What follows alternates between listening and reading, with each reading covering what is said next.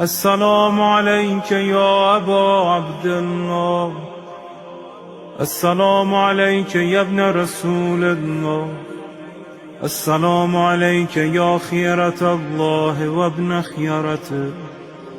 السلام عليك يا ابن أمير المؤمنين وابن سيد الوصيين. السلام عليك يا ابن فاطمة سيدة نساء العالمين. السلام عليك يا ثار الله وابن ثاره والوتر الموتور. السلام عليك وعلى الأرواح التي حلت بفنائك. عليكم مني جميعا سلام الله أبدا ما بقيت وبقي الليل.